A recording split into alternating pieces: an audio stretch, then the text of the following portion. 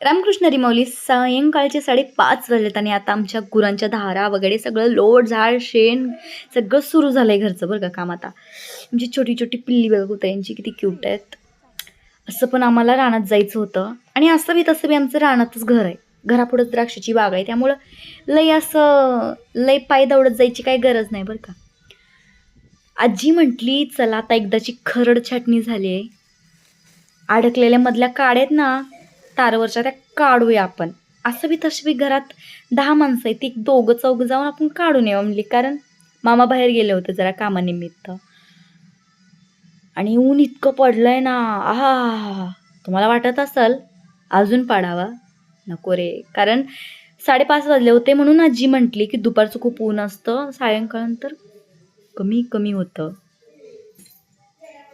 एकदम कसं सोनेरी सोनेरी रंग आल्यासारखं दिसायलंय नवं ना, कसं पांढरं ढग, लय भारी असतंय हो. तुम्हाला काय सांगायचं, रानात काम करायची मज्जा.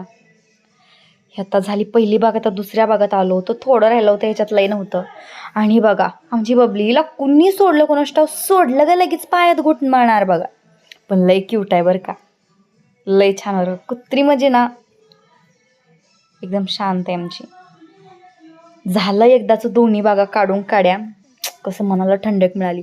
आणि झालं की येणार घरची हो, चला चला चला आता चहा प्यायचा आहे. ऊन एकदम खाली झालंय, मस्तपैकी 2 हातपाय धुवून मस्तपैकी गरमागरम चहाची फुरकी मारायची हो.